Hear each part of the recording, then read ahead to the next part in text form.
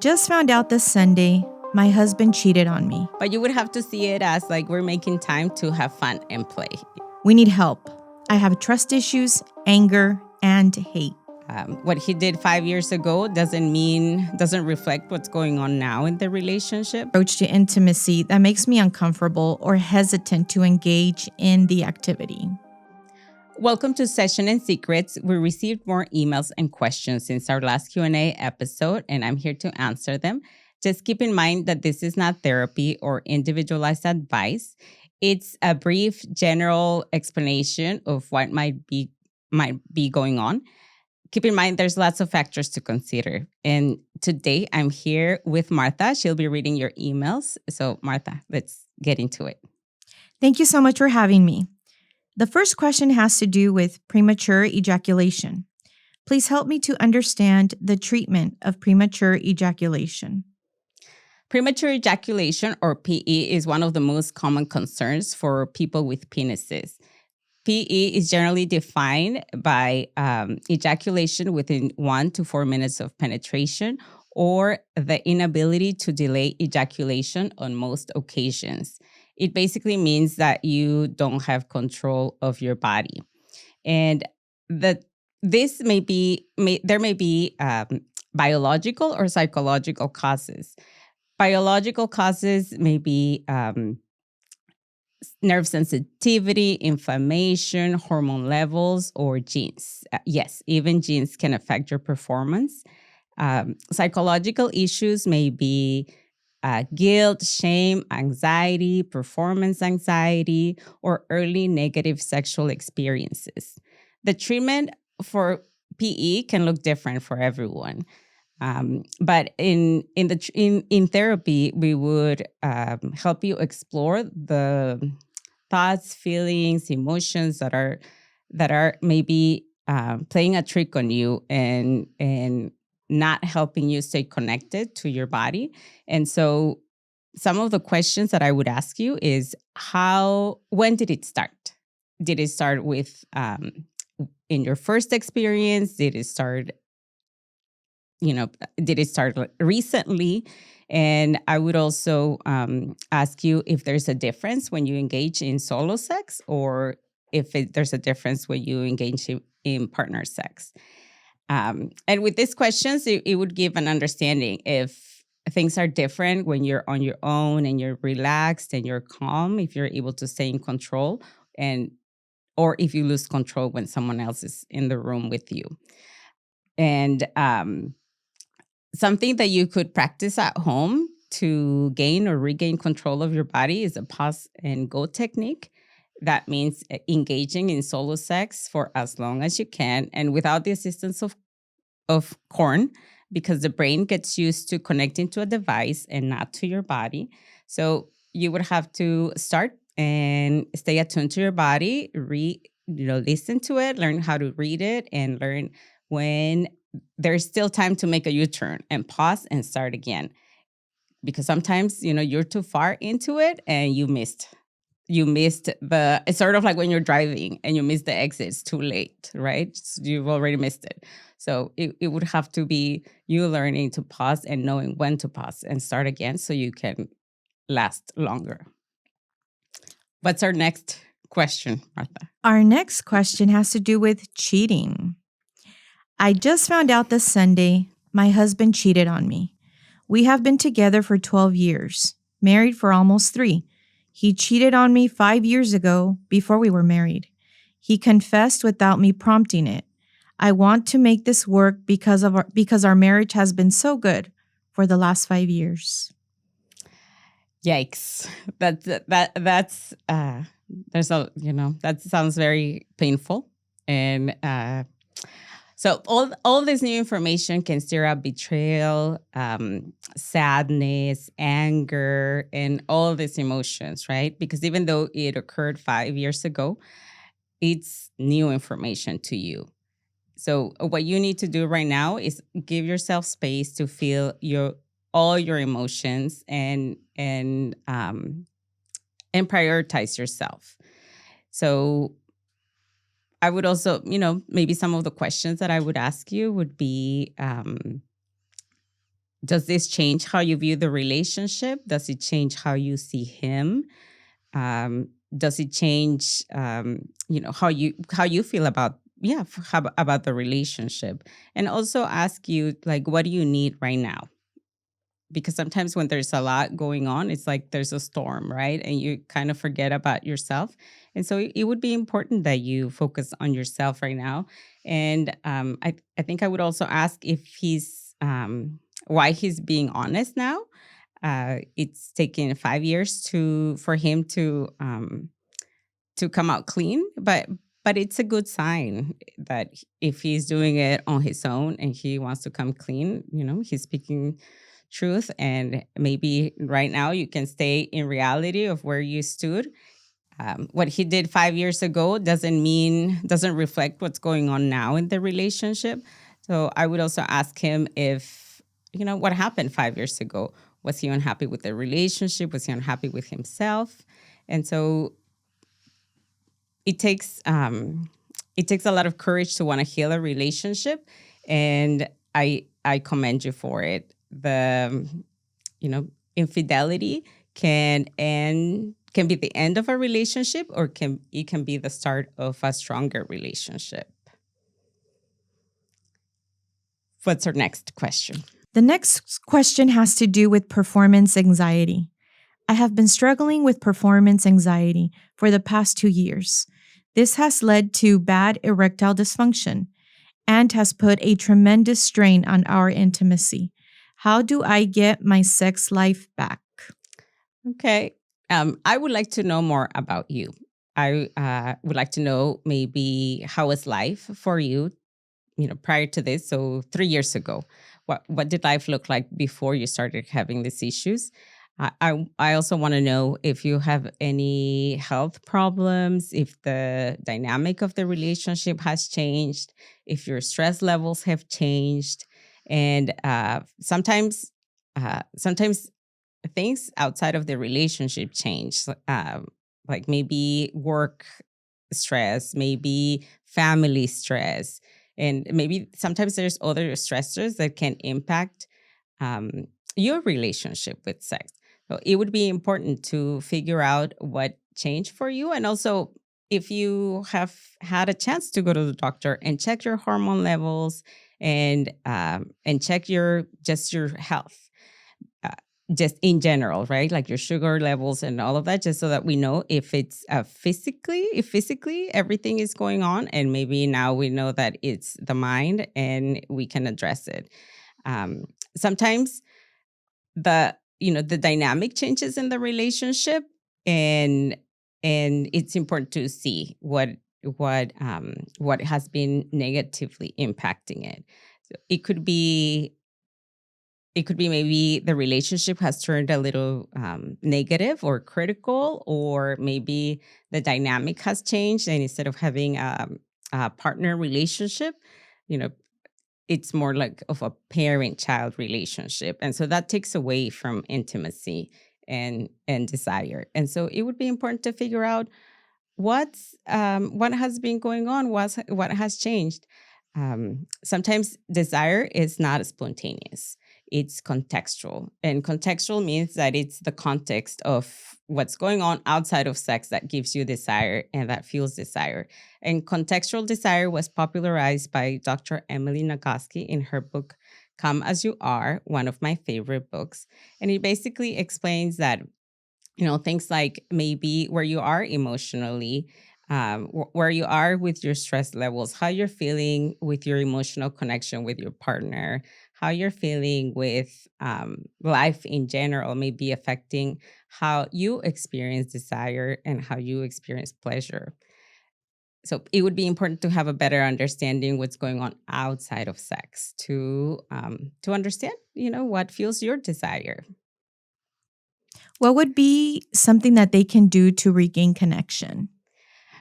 Something that they can do I mean, there's many things, but something that they can do to regain connection is basically figure out, right? Sometimes it's schedules. Sometimes people are more of a morning person and and someone else is more of a night person. So sometimes even talking about when would be more convenient? And by that, yes, scheduling, but you would have to see it as like we're making time to have fun and play. So just like you schedule time to go to a concert or you schedule time to go to a game, it would be just saving like battery and energy to enjoy the time you spend with each other. Well, that sounds good. Yeah. That's good advice. Hello, I'm jumping into the next question, and this one has to do with cheating. Hello, my husband has a problem with cheating and corn. We need help. I have trust issues, anger, and hate. Yikes. So anger and hate, that just doesn't fuel desire, right? And if you have anger and hate, you're most likely stuck, and your husband too, because it creates a dynamic of that, of maybe negativity, or it creates a relationship that is cold. But anger can be healthy in small doses. It signals that maybe a boundary has been crossed or something is bothering you. And the other feeling, but however, unprocessed or chronic anger can really start chipping away into your relationship. When anger becomes the default response, it creates just a lot of maybe passive aggressive behaviors or shutting down, or it could also create just a dynamic that can become very very distant, very cold, or it can create a dynamic that is very where there's a lot of conflict, right? So even things that are not related to maybe the the cheating, like leaving dishes out or clothes on the floor, can start triggering you. And all these little things that start, it's like little pebbles become boulders in the relationship. And the other feeling is hate. So hate is definitely um a strong emotion, I would say. And so hate can also create that, and it can also lead to contempt, which is one of the, according to Dr. John Gottman, is one of the predictors of relationship demise. And so hate, anger, and you didn't say it in the email, but I'm going to assume there's resentment. And resentment, it's like build up, and it builds up, and it's like plaque that chips away from intimacy. It starts building up, and then it continues to grow. And you know, maybe instead of viewing your partner um, with appreciation and love and care, you start dehumanizing the other person, and you don't see them as that. So it doesn't create connection. It does the opposite of that. It creates distance. And so that's not helpful for intimacy or desire. It's the opposite of that. And is there what's our next question? Our next question has to do with low sex drive. Hello, I feel like I've had a low sex drive for years and it's taking a toll on my relationship. I'm very excited about the idea of getting help for this. Thank you, Stacy. Well, hi, Stacey. Thank you for reaching out. So, you said you've had a low sex drive, which makes me think that at some point in the past you did have a healthy sex drive.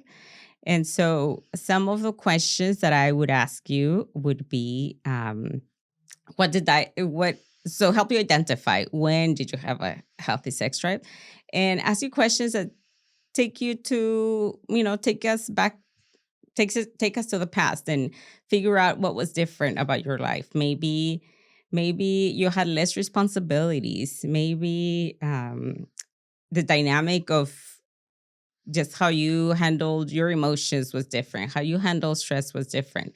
So I would ask, how's your mental health? How's your physical health? How do you take care of yourself? And I would also want to know, how do you feel in your relationship with your partner? How's the emotional connection? And if you have had life changes, like maybe raising children. Maybe you're busy raising children and you have a full-time job and other responsibilities. And so we would have to figure out what's getting in the way of you connecting with yourself and connecting with your body and connecting with your pleasure. Lots What's up of next? good information there. The next question has to do with pain during sex. I struggle with painful sex with my partner, but believe it's more mental. I've been cleared by my OBGYN, so I think it's my mental state and approach to intimacy that makes me uncomfortable or hesitant to engage in the activity. Well, good job for ruling out any medical conditions. And even though this is not a medical condition, your mind and maybe your thoughts might be playing a trick on you.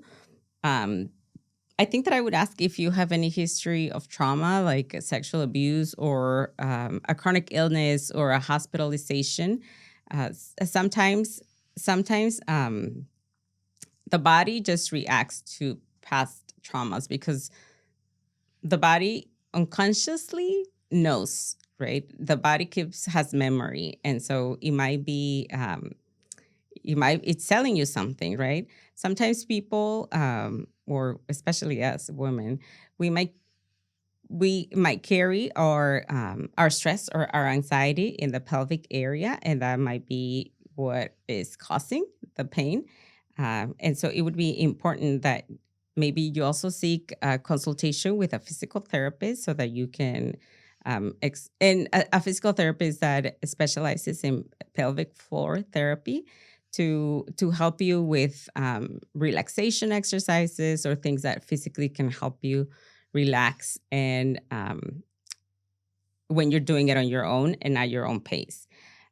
Sometimes we would have to figure out, when do you start tensing? If you start tensing like at the thought of intimacy, or is it when things are getting started, um, so that we can practice, or you can learn how to stay relaxed and figure out what helps you stay connected to your body. Something that is helpful to do would be meditation. So staying connected to your senses, staying connected, listening to your heart beating, to your breathing, and develop interoception, which would mean learning to read your body and stay attuned, right? And relax when you're experiencing pleasure in and connection and touch. What's our next question, Martha? Our next question has to deal with sexual insecurities. I've been dealing with sexual insecurities ever since I became active at 18. I think it might be connected to abandonment trauma. I'm having difficulty feeling sexual with my husband of 4 years, and it's unfair to him. But it's the same story with my past relationships. I'm looking to find understanding and ways I can help myself. Well, this is something that many people carry. They carry that pain of abandonment into sexuality or into intimacy, and so it would be important to understand that, just like the previous email, your body is telling you something. So your body might be telling the story of abandonment, but it doesn't have to be the final chapter. There are things you can do to help you heal from the trauma that you experience. Often our early childhood experiences just teach us how we're loved, how we feel loved or closeness, or in how we react to those emotions. It sounds like you're in a good, safe relationship. And so it would be important that to address how to feel safe and how to stay connected with yourself, even though your body is telling you to do something else. In therapy, I think we would explore, the feelings of being vulnerable and letting go, and really trusting your partner with all parts of you, because sometimes we put barriers unconsciously. We put barriers into trusting our partner. And so in this case, it would be more of just letting you enjoy yourself and your body and stay connected when you're with your partner and when you experience pleasure. What's our next question? The next question has to do with ED. My husband has ED, and we've had intimacy issues going on for 10 years. I'm so frustrated. We need to figure out the next step. Well, like I said before, frustration, it doesn't spark intimacy or desire, Martha. So It doesn't. we would have to, work on like what has helped, what maybe fueled intimacy or desire in the past. And if there was a time where you both felt fulfilled. And so what was going on at the moment, right? Sometimes, the reasons for ED may be related to things outside of sex, like I said before, but sometimes our reaction or a partner's reaction can help or make things worse. So, for instance, if my partner is tired or stressed out, and then things don't go the way we would want them to go, then maybe my reaction of being angry or being sad or crying or just expressing a lot of emotions that are not conducive to desire adds more stress and more pressure to my partner.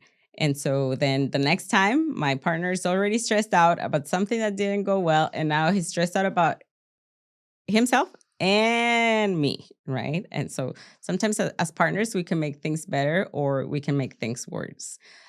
So I would want to see what your dynamic is. What happens when things don't go well, right? When the team is losing, then what's the reaction? Do you still work together to keep the connection going and the play and the carefree attitude, or someone gets mad and then just leaves the situation, or someone is sad or mad about it. And so we would have to see like what happens when the team is losing, or even outside of sex, what is happening with the dynamic of the relationship, right? And sometimes it's critical outside of sex, and then it's critical with intimacy and sex. And so then that is not conducive to carefree play and fun times and enjoyment. Yeah. That Sounds happens, Martha. good. What's our next? The next one is from a married couple. We are a married couple seeking to create a more fulfilling sex life and a better relationship. Many of our patterns in sex mimic other areas of life, but have remained in ongoing and complex conflict. Mm-hmm. Yes, often the dynamic outside of the relationship trickles down to sex and intimacy. And so we would have to see, what does the dynamic look like outside of the relationship. So sometimes one person is a caretaker of everything, right? Taking care of the house, taking care of parenting, or sometimes couples are, one person is more stressed out, or there's not, people are not sharing home responsibilities or chores responsibilities. And so it would be important to figure out, how was it when sex felt more fulfilling. And it would be important to figure out what worked in the past for both. And then also figure out, what is going on with why husband's resorting to maybe what he's resorting to, and what has he been doing to help. So putting all the pieces of the puzzle together, right? Yes, it's like little pieces of, putting little pieces together. Obviously, not just changing one thing will impact everything, but making all these changes will help. Thank you. So our next question has to do with anxiety-based erectile dysfunction. I'm experiencing what I think is anxiety based erectile dysfunction. As I am a healthy 26-year-old, my last relationship ended 9 months ago for unrelated reasons, and I've been experiencing this for 4 to 6 months, and I'm concerned. Well, good job for trying to address it now and not years from now. You'll be surprised how many times I encounter clients who have waited years before addressing this issue. So, good job for trying to address it now.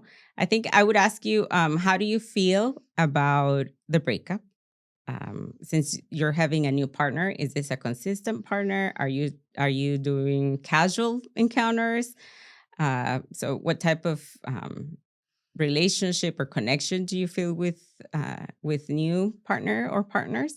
Sometimes what fuels desire is the emotional connection. So sometimes people are comfortable with the former partner, and it's hard to connect with someone else. It doesn't mean some people are able to connect with people right away and just meet someone and get to it, but some people need more time to warm up and to develop that emotional connection. And so if that's you, then it's just you're learning, right? What works for you and what fuels your desire or your connection with your body. Sometimes it's maybe grieving the relationship that you need to do a little more grieving and explore your feelings and be able to move on from there and start new, right? Sometimes even if it was 4 months ago, right? Maybe you're not, if you're not ready to reconnect again, then you're not ready. And so it would be if you're young and you're physically able to, then we would have to explore the emotions and the thoughts behind all this, right? Prior, during, and so what happens during that time? Yeah, it takes time sometimes. Yes. Right? And Yeah. that's okay. Yes. Okay, this next question has to do with zero desire to have sex. Hello, Luisa. My name is Patty. I'm in a relationship where my partner is very sexually driven and I have zero desire, nor do I have for my whole life. I've only ever done it to appease partners. Well, I would like to ask you a very basic question. Like, what do you want to do about it? Do you want to like awaken that part of you? Because sometimes you may just not be aware or understand your body, and so you may just dismiss or not hear or not listen to your body. So it would be important to have an understanding of what would you want to do with this. Would you want to um, change your relationship with your body and change your relationship with sex? Or would you like to just explore? Maybe you're asexual. Asexual means that it's like a sexual orientation. It means that maybe sex is just not in in your orientation. And so sometimes asexual people may not think about sex or desire sex, or there's others like demisexual or gray sexual where you may experience sexual desire, but it's only under certain circumstances like great emotional connection. And so it would have to do with this would be really up to you. What do you want to do? Do you want to foster more of that desire and that sexuality and your connection with yourself, or do you just want to understand what might be going on? Yeah. Lots to explore there. Yes.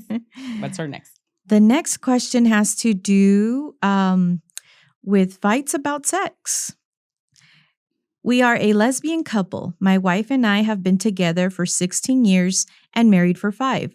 We have a 3-year-old daughter, and we are currently going through IVF process to have more children. We have a great relationship and seem to only fight about sex. Yes, that can that's common. Sometimes couples become functional, right? Sometimes we think like, oh, sex doesn't work because the relationship is bad. No, sometimes people have a good relationship. They work together well, they get along well. But sometimes life just becomes too functional, and people get into routines. And when sex becomes functional, then it becomes like not fulfilling, Mm. and it may become, no longer enjoyable or pleasurable. So we would have to really figure out what was happening when maybe intimacy was more pleasurable, and it was fun, and it was maybe more carefree. And so we would have to go and explore the past of what does bring connection and what sparks that desire. And so it may be even, maybe it's like when you go on vacation and you're able to forget about everything. So we would have to explore when and how and what fueled your desire. Yeah. What's our next question? The next one is from someone who identifies as a nudist. All right. I would like to share that I identify as a nudist, and it's essential for me to have open and respectful conversations about my health in a natural state. I understand that this might be a unique perspective, and I appreciate your willingness to engage with me on this level. I've been feeling overwhelmed by stress and anxiety lately, which I believe is impacting various aspects of my life, including my sexual health. I'm hopeful that through therapy, I can find a way to manage these feelings and improve my overall well being. Well, thank you for your service. And yes, with therapy will help you learn how to manage, how to explore your emotions and your thoughts, and really give you, maybe a different perspective, or help you figure out what works best for you to, you know, manage emotions. But I just want to clarify to everyone.